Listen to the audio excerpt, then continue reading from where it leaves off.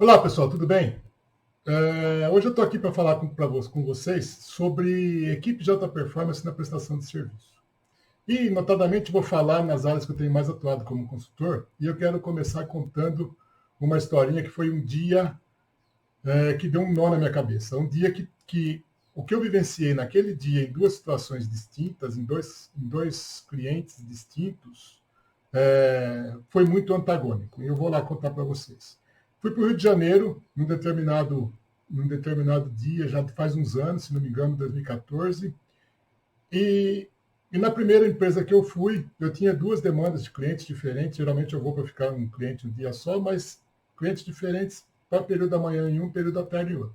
Cheguei no período da manhã, entrando no prédio que eu ia fazer aquele trabalho da manhã, ah, um saguão totalmente vazio, de um prédio comercial, multiusuário, e a recepcionista levantou a cabeça, olhou para mim e falou assim: bom dia, senhor, seja bem-vindo. Eu falei: nossa senhora, nunca tinha me acontecido isso até então. Era muito diferente do que eu estava acostumado. E até porque não tinha fila, né? Mas a atenção, o olho no olho, tal, eu até brinco até hoje quando eu conto esse caso, que eu falo que dá vontade de sair e entrar de novo, ver se repetia a questão. Mas eu estava ali para visitar a empresa que fazia a gestão daquela recepção, de todo o gerenciamento do prédio. E eu falei: bom, eu vou conhecer as pessoas, vou conhecer os gestores disso. E aí eu parto para a segunda parte, do período da tarde. Cheguei para visitar um cliente, aí um prédio monousuário, e nem era monousuário, mas de 20 andares, essa empresa ocupava 16, sei lá, alguma coisa assim. E eu cheguei na recepção e a moça estava passando esmalte. Não olhou na minha cara, e na hora que me viu, tomou um puta susto, e eu, desculpa, né? Quer dizer, nem falei desculpa para não ser tão irônico assim, mas deixei ela à vontade para ela me atender. E ela estava muito distraída passando esmalte. Fazia até sentido naquele lugar, porque é uma grande multinacional francesa de cosméticos que tinha sede no Rio. E então, não que estivesse tudo bem para a empresa, mas talvez para a menina tivesse. E aí eu falo: qual que é a grande diferença disso, dessas duas coisas? O que é a recepção para uma, o que é a recepção para outra? Certo? Como cada uma está interpretando o trabalho. E aí eu vou falar dos gestores. Os gestores do primeiro prédio, no qual a menina me olhou diretamente, me desejou boas-vindas, eu fui conhecer o pessoal, os gestores daquele prédio vinham de hotelaria. E, e a gerenciadora estava contratando vários hoteleiros para proporcionar uma mudança de paradigma no tratamento, na condução do trabalho, não só no relacionamento com o cliente diretamente, que tem mais a ver com facilities, mas como também na manutenção, que é muito mais cuidadosa com a aparência, no caso do hotel, do que nos edifícios tradicionais. Principalmente naquele momento que estava havendo essa transição. Hoje essa transição já está meio que se consolidando. Hoje eu tenho visto muitos profissionais de hotelaria trabalhando em facilities em outros segmentos que não hotel, em vários segmentos, inclusive, que não hotel, e eu vejo grandes corporações, bancos, por exemplo, falando que está priorizando a contratação de hoteleiros para a gestão dos edifícios corporativos administrativos deles. Mas eu quero dizer o seguinte: precisa ser hoteleiro? A questão é de interpretação do papel, interpretação da função. Para que eu estou aqui? Não precisa ser formado em hotelaria. É lógico que o hoteleiro pensa nisso durante toda a faculdade, aprende isso durante todo o período da faculdade, mas qualquer um pode fazer isso. Né? Para dar um exemplo, eu fui uma vez me hospedar num hotel e eu ia morar naquela cidade, eu ia ficar um período razoável naquele hotel enquanto eu não preparava minha mudança. E eu cheguei num domingo para começar a trabalhar na segunda-feira, já com a família, minha mulher, meu filho junto, tal, e tinha lá 6 latinhas de cerveja na geladeira, 2 de cada marca. E era um domingo de verão e eu tomei 2 cerveja da mesma marca, obviamente. No dia seguinte, naquela geladeira, tinha 6 latinhas da mesma marca, da marca que eu tomei. E eu falei, nossa, isso é lindo. Não que eu fosse tomar mais de 2, não que eu fosse tomar na segunda-feira, mas alguém olhou o que eu fiz naquele quarto, alguém interpretou. O que hoje tanto se valoriza na inteligência artificial é uma coisa que o humano tem plena capacidade de fazer, é ver o que acontece na lógica do negócio e usar aquilo como parte do processo. E aí eu quis conhecer o dono daquele hotel, porque era um hotel local lá, e eu ia trabalhar naquela cidade como bancário e tal. E eu falei pro cara, meu, eu achei fantástico isso, porque eu frequento outros hotéis de redes e de estrelado e tudo mais, eu não vejo isso. E ele falou, não, eu fui contratar uma pessoa, né, ele, no caso era em São Carlos, ele veio contratar em São Paulo e levou a pessoa para lá e era treinamento de equipe o tempo todo, não ensinando o processo, mas ensinando a entender o hóspede. Quando eu falo isso com os meus amigos profissionais hoteleiros hoje, eles dizem para mim que é um negócio quase impossível de fazer, porque é difícil treinar as pessoas para esse olhar. E assim, eu acredito que seja difícil, mas que não é impossível, não é. Isso é parte do meu trabalho, só para citar um exemplo. Mas não estou aqui para falar do meu trabalho, eu estou aqui para falar do que eu vejo normalmente em facilities e manutenção. Então, o gerenciamento de propriedade, ele tem que ter uma preocupação, eu não gosto nem de falar preocupação, porque tem gente que meio que vilaniza essa palavra, mas tem que ter o foco, tem que ter a atenção, tem que ter o olhar no olhar do cliente, no olhar do usuário do prédio, seja ele um usuário fixo, seja ele um visitante. Então, as pessoas pensam em seguir processos. E eu odeio o processo quando o processo emburrece o potencial humano.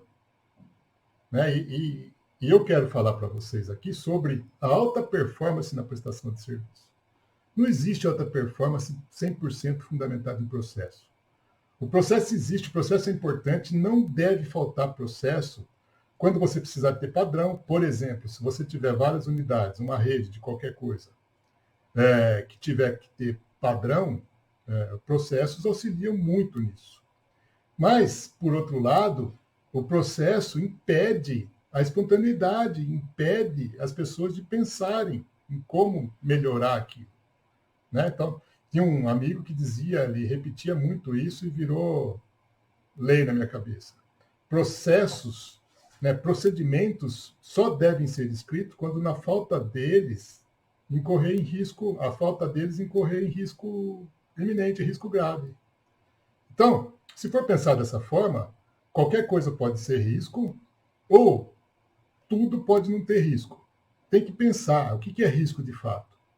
Risco de parar o prédio, risco de causar um acidente, risco, sei lá, de descontentar fortemente um usuário do prédio. Mas tem que pensar se é risco mesmo. Se não, põe procedimento para tudo, vira uma cartilinha lá que, como eu acabei de falar, emburrece as pessoas e não agregam para o gerenciamento da propriedade. Né? Então, eu começo a falar assim, o que a gente pode aprender com hotel, com shopping? Eu fazendo alguns trabalhos em shoppings, eu vi que o shopping precisa de três coisas essenciais e que o pessoal de gerenciamento de propriedade apanha com isso, principalmente com uma delas. E eu vou falar, é muito óbvio. Precisa de disponibilidade diretamente ligado com confiabilidade. Quer dizer, as coisas não podem quebrar a todo momento, escada rolante, elevador, ar-condicionado, né? Tem que ter esse equipamento funcionando. Usabilidade, não adianta ter uma escada rolante 100% disponível e confiável, escondida atrás de não sei aonde, lá que ninguém acha. Né? Os sanitários, você não tem shopping que você tem que... Nossa senhora, você fica louco para usar um banheiro, né? Quer dizer, se você se sente confortável dentro daquele ambiente, você vai embora do ambiente. Então, a usabilidade e a disponibilidade são coisas bem distintas. Né? Tem muita gente que acha que é muito semelhante e acaba confundindo, mas não. Usabilidade é ser fácil de usar. Disponível é estar funcionando. Certo? E a terceira é estética. aparência. E aí que o bicho pega. Eu vejo meus clientes, não, mas os caras dão muito valor para a estética. Meu, eu também dou. Se eu vou num shopping, tem uma marca de remendo numa pedra de mármore lá, sei lá, aqueles negócios bonitos, geralmente feito para impressionar, para deixar o ambiente até meio ostentoso. Se eu vejo uma parede com reboque aparecendo, se eu vejo um banheiro sujo, e eu não vou nem falar de sujeira, falando de estética de estar bonito, a flor murcha, sabe, qualquer coisa, um vidro sujo, não funciona para o shopping. Tem que ser bonito, porque você tem que se sentir bem, você tem que se sentir num lugar que te eleva o astral, que te induz a passar o cartão na maquininha, porque você está se sentindo bem. Você não quer sair daquilo logo, ou se sentindo mal naquilo, com medo de problema de segurança, alguma coisa, porque algumas características de cuidado que influenciam na estética dão a impressão de falta de segurança, certo? Então, uma parede rachada, qualquer coisa assim. Eu estou indo no extremo, mas é assim, a estética é importante.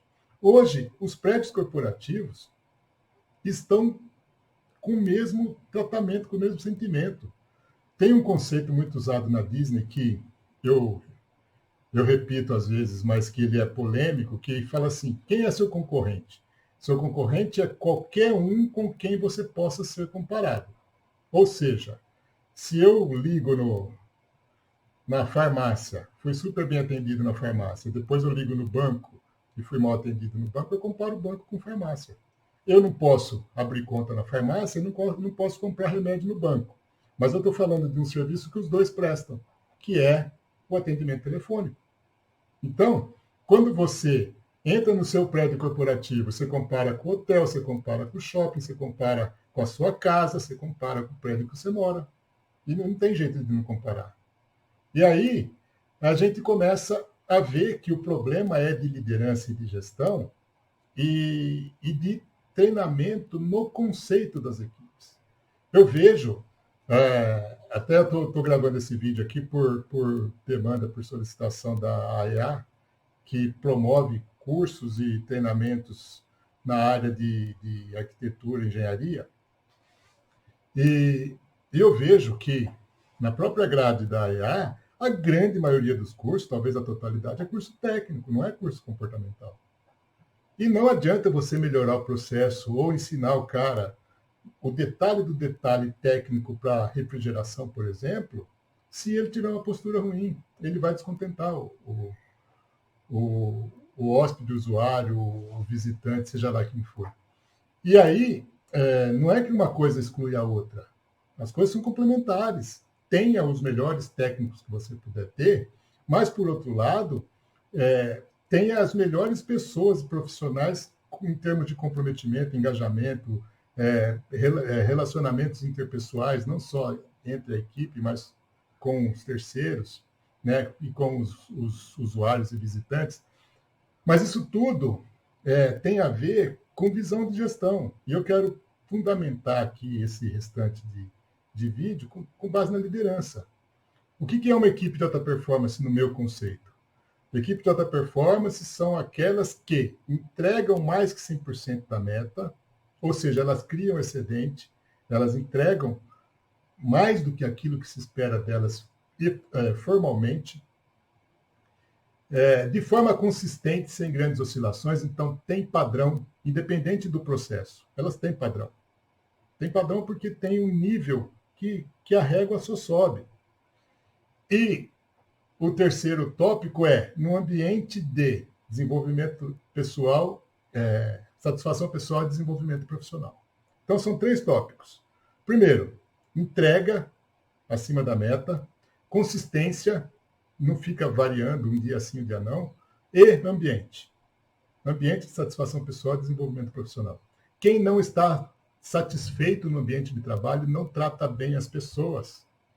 E, eventualmente, trata bem, e aí é um ponto traumático na área de gestão de propriedades, que ele trata bem o usuário, o visitante, o hóspede, seja lá quem for, mas ele trata mal o terceiro, por exemplo. E muitos gestores de propriedade gerenciam terceiros. E aí ele quer ser bem tratado pelo usuário, lá por aqueles de quem ele é fornecedor, para quem ele fornece o serviço dele, mas trata mal o fornecedor dele. Então, o senso de pertencimento se quebra aí. Quer dizer, eu quero ser parte desse negócio legal para caramba e, por qualquer fator, pode ser mesmo, e eu vou ser bem duro nessas, pode ser por ignorância mesmo, e não ignorância no sentido de não saber alguma coisa. Pode ser naquele sentido de querer mostrar poder e dar crachazada toda hora. Mas, se você trata mal as pessoas que têm influência direta na sua prestação de serviço para o terceiro, você está prejudicado. Você está em risco.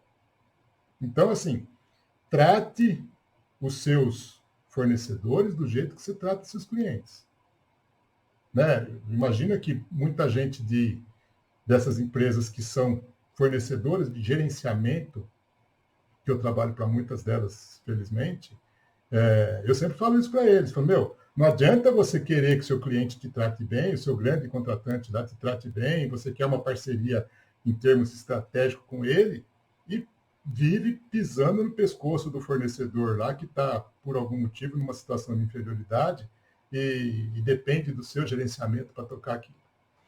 Então, a equipe de alta performance, ela depende de estar comprometida com o negócio, estar trabalhando satisfeito, estar trabalhando bem, e aí eu falo com certeza, com vivência e vários cases na área, que não depende só de salário. Chega nessa hora e você, mas tem que pagar pouco.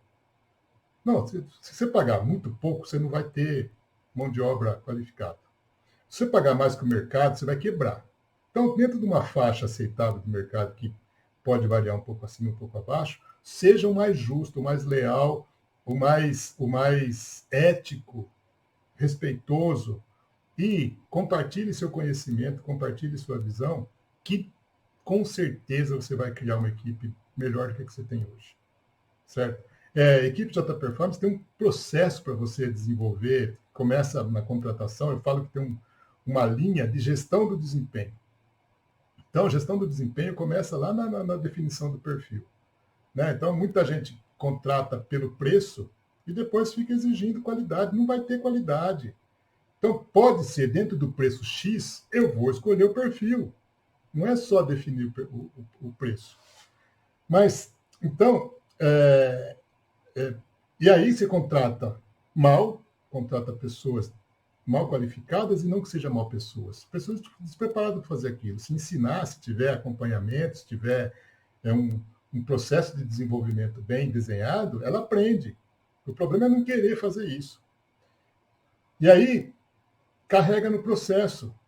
E eu falo, o processo é importante, mas o que dá diferença, o que faz diferença são as posturas e atitudes pessoais.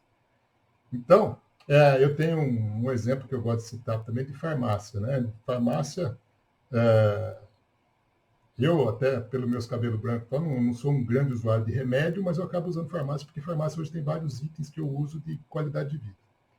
Mas vamos lá, eu vou numa determinada rede de São Paulo, que os caras têm a antipática determinação, faz parte do processo deles, de olhar para a pessoa que está na frente e falar, o caixa, né? O próximo cliente, por favor. Eu acho isso de uma antipatia absurda, né? Porque, assim, você olhou para a cara da pessoa e o próximo cliente, por favor, tá bom, eu vou lá, é a minha vez, eu sei que é a minha vez, mas não cria empatia, não cria conexão. Né? Eu simplesmente faço o que eu tenho que fazer e essa determinada rede é a última opção minha sempre. Essa mesma rede tem nos processos deles a determinação de que todo funcionário que entra ou sai na troca de turno, ele tem que cumprimentar formalmente os colegas. E aí, assim, eu vejo coisas absurdas, né? Que um está indo embora, por exemplo, está chegando, o outro está lá atendendo alguém, o cara para do lado, oi, boa tarde, o cara faz assim, ó, dá a mão, eles se tocam, está cumprido o processo. O processo é esse, tem que ser esse, acabou. Ridículo, horroroso. Né? Eu vou em outra rede que eu tenho priorizado agora, que eu acho muito legal. Dependendo da situação, se tem mais gente ou menos gente na farmácia, o caixa sai de dentro do balcão e pega a cestinha lá, o que você tiver na mão, e pega e leva para dentro do caixa. Oi, boa tarde, posso ajudar? Pega e leva. E assim, não tem uma frase feita, não tem. E tem dia que tem fila, então não dá para fazer isso, ele não faz. O processo não aparece, o que eles têm que ser gentil com o cliente. Né? Então, na hora que chega a vez, tem uma fila lá, ele dá um sorriso, pois não, posso ajudar? Pronto. Pois não, é a sua vez. Lindo. Agora, uma coisa é entender como tem que tratar o cliente, outra coisa é ser rígido num processo que emburrece as pessoas. Eu duvido até que aquelas pessoas que fazem aquela parte que eu falei que não gosto, que é o próximo cliente, por favor, por exemplo, eu duvido que eles gostem daquilo. Mas eles são obrigados a falar. Então, se o processo aparece, o processo não é bom no atendimento ao cliente, no relacionamento com o cliente. A equipe que tem que seguir um processo no qual o processo é soberano e as atitudes e comportamentos pessoais que poderiam melhorar ou enriquecer aquele processo são discriminadas, são proibidas até, está errado. Então, como fazer isso? Fazer isso é dar sentido para as pessoas naquilo que ela está fazendo. Como eu falei do hotel lá de São Carlos. Os caras queriam atender bem. Né? Eu tenho inúmeros cases desse tipo, inúmeros, certo? Então, poderia ficar falando aqui o tempo todo. Mas o lance a diferença está entre servir e atender. Servir, infelizmente, no Brasil, pelas distorções de linguagem, de palavras discriminadas na língua portuguesa, servir não é uma palavra muito boa. Tem a ver com servidão, tem a ver com ser capacho, tem a ver com um monte de coisa que absolutamente eu não concordo, e vocês vão ver por que eu não concordo. Então, a diferença entre servir e atender. Atender é reagir a uma demanda. Atender é alguém me solicita alguma coisa e eu faço aquilo que solicitou. Me chama, eu vou, me pede, eu faço, compra, eu entrego. Servir é, de certa forma, se antecipar à necessidade do cliente. Ou fazer, propor, demonstrar coisas que ele nem sabia que precisava. E que vai, de fato, melhorar alguma coisa no aspecto da relação de vocês. Tal. Então, tem que falar assim, não, eu não vou propor nada, porque se eu fizer uma vez, eu vou ter que fazer sempre. É uma mesquinharia, é um tipo de interpretação de relação comercial que vai se retroalimentando. Então, o contratante fala, ele só faz o que eu peço, não tem uma atitude proativa. O outro fala, eu só faço o que ele pede, porque se eu fizer sem pedir, vira minha obrigação. E está tudo muito certo. E o relacionamento está ruim. O serviço está ruim. O usuário está reclamando. Então, quando a gente se convence de que servir é mais importante ou vem antes do que atender, e lógico que sempre vai ter o atender no meio da relação, porque vai ter coisa que vai vir por demanda e tem que vir, faz parte, né? A gente tem que entender isso como parte do processo. O problema é que o servir não pode ficar escondido. Eu gostaria de falar isso para ele, mas não sei como ele vai interpretar. Vai lá e fala, vai lá e faz. Né? Atenda o seu cliente, sorria para o seu cliente, respeite o seu cliente e respeite principalmente a sua equipe. Vamos voltar lá na equipe de alta performance. O líder de equipe de alta performance, ele é inspirador, ele é motivante, ele é uma pessoa que compartilha a visão, que compartilha a visão de longo prazo. Executar a tarefa do momento com a intenção de chegar num objetivo maior. Né? Então, assim, eu repito muito isso demais também, porque é o seguinte, não adianta você ter uma visão de longo prazo legal para caramba e não fazer o que tem que ser feito no curto prazo, a tarefa do dia. E não adianta ficar fazendo a tarefa do dia sem ter um objetivo maior. Porque fica um saco, é muito ruim você ficar lá sendo cumpridor de tarefa, é muito chato. Agora, por que que eu faço essa tarefa? Por que que eu executo essa função? Então, hoje, a minha atuação, ela se fundamenta muito, ela se fundamenta não, ela tem uma participação grande das empresas que estão no Brasil em gerenciamento de facilities, por uma oportunidade que eu tive. Eu sou bancário de carreira, de área comercial, de agência de banco, mas eu fui, né, bancário por 24 anos, já 12 anos fora, mas por uma oportunidade que eu tive, eu comecei a trabalhar numa das grandes mundiais e grandes na presença no Brasil. E pela dança de cadeiras e por indicações tal dos próprios clientes que eram clientes desse meu cliente, eu comecei a trabalhar com a maioria delas. E eu vejo muito isso, gente. Não pensa assim, em prestação de serviço, em terceirização de serviço é diferente. Não é diferente, é a mesma coisa. Eu vou na indústria, as pessoas falam que indústria é diferente. Eu vou no comércio, as pessoas do comércio falam que é diferente. Eu vou na prestação de serviço, dos mais variados tipos de serviço, as pessoas falam que lá é diferente. Então, é lógico que eu vou pôr mais dificuldade, mais empecilhos de fazer diferente na área que eu estou, né? Eu sempre falo, o meu problema é pior do que o problema de todo mundo, só porque é meu. Agora, como que eu faço benchmark dos problemas dos outros? O que eu vejo de muito legal em outros segmentos, em outras esferas de atuação de setor econômico, que eu posso aplicar no meu? Tem que ser ousado, tem que pensar diferente, tem que pensar fora da caixa.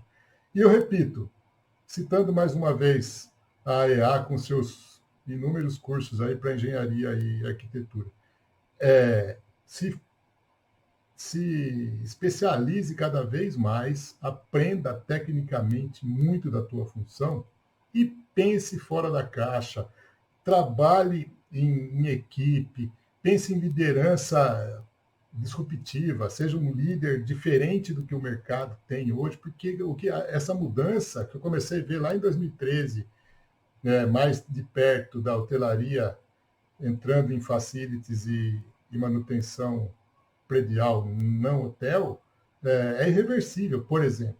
E como vai lidar com isso? Tem gente que fala, eu não gosto de hoteleiro. Tá bom, você não gosta, o mercado gosta. Você não tem que. Né? Mas eu não estou defendendo o hoteleiro nisso, não. Eu estou dando um exemplo de situação disruptiva. O usuário começou a viajar cada vez mais, conhecer prédios na Europa, nos Estados Unidos, e não necessariamente prédio corporativo, como acabei de falar, mas o lugar que o atendimento se mostrou muito superior àquilo que ele está tendo, ele começa a comparar e começa a exigir. E eu estou trabalhando agora para um cliente terceirizador de serviço dentro de um grande banco espanhol, diga-se de passagem, que lá eles estão começando a falar essa linguagem fortemente, vai partir para o padrão hoteleiro. Eles não falam que vai contratar hotelaria, hoteleiro, nada disso. O padrão tem que ser o padrão de hotel. Aí fala assim, mas eu não concordo com isso. Tá bom, só lá num prédio deles tem 5 mil, 6 mil funcionários lá. Tem que concordar ou não concordar. O mercado leva a gente. É isso que eu falo para vocês. Eu quero encerrar aqui. E eu sou meio impositivo, meio ríspido até do jeito que eu falo, mas eu falo que o mercado leva a gente para um lado que a gente... eu estou aprendendo... eu vou tratar agora meu fornecedor do jeito que eu fui tratado. Meu, sabe aquele negócio assim? O cara sonha, ele é terceiro. Ele sonha em ser o cliente. E aí tudo que ele reclamava com o cliente, ele senta na mesa do cliente e vai fazer a mesma coisa. Não vai ter alta performance. Está perpetuando um jeito errado de fazer o negócio. É burrice. Não dá lucro, não dá resultado. Só aumenta o custo. E, dependendo do nível de exposição como profissional que a gente tem, que você tiver, é um carimbão no currículo. Fica marcado aquele cara que tratava todo mundo assim, assim, assim lá. Então, a alta performance na prestação de serviço, na terceirização de serviço e no gerenciamento de propriedade de forma geral, mesmo que seja da própria empresa, ela funciona se o conjunto todo envolvido nisso estiver funcionando em uníssono. Então, portaria, segurança, facilities de modo geral, manutenção nos vários níveis, elétrica, hidráulica, civil, é tudo falando a mesma língua. Cada vez mais eu tenho falado com meus clientes, para com esse negócio de, eu sou, por exemplo, eu sou supervisor de civil, o outro, eu sou supervisor de elétrica. Ah, geralmente, eu ia falar menina, geralmente uma mulher, eu sou supervisora de facilities. Para com isso. Começa a pensar assim, eu sou supervisor de operação. E aí, se você é especialista em civil e vê um problema de elétrica, pelo menos você aponta, você dá sequência naquilo, ainda que não vai executar o trabalho. Porque vira cada um dono do teu quadrado e um não olha para a área do outro. Não funciona. Não funciona. O conjunto é muito mais eficiente. O conjunto tem muito mais olhos e cérebros para pensar nas soluções. Então, se a gente for individualizar, esse quadradinho é meu, esse quadradinho é teu, se todos os quadradinhos estiverem funcionando bem, do jeito que está determinada a meta lá, provavelmente vai ter um monte de gente insatisfeita. Não basta. Tem que ter sinergia, conexão, tem que ter união de tudo isso, e aí sim a gente sente o negócio funcionando a contento e todo mundo satisfeito. O usuário, o visitante, os funcionários todos, trabalhadores das áreas de gestão de propriedade, o acionista, seja do que tipo de negócio que for, porque o acionista quer resultado, e resultado depende do negócio dele estar funcionando, estar atraindo gente, e quem for volta, enfim. O funcionário conserva, preserva, porque está vendo que existe uma preocupação com o ambiente. Então, tem coisas que dependem exclusivamente de melhorar a visão. Melhorando a visão do qual é o nosso papel, por que eu faço isso, você consegue compartilhar e melhorar as atitudes e os comportamentos das pessoas. Se a gente melhora isso, a gente vai ter uma equipe de alta performance. Repetindo, equipe de alta performance em qualquer segmento e também em gerenciamento de propriedades é a equipe que entrega mais que 100% da meta, de forma consistente, sem grandes oscilações, no ambiente de satisfação pessoal e desenvolvimento profissional. Proporcione essas três coisas para a sua equipe e você vai ver tua carreira melhorar, teu negócio melhorar, teu empreendimento melhorar. Ok? É isso, pessoal. Obrigado. E conte comigo sempre conteúdos desse tipo aqui. E eu desejo a todos vocês muito sucesso, alegria e felicidade. Um abraço.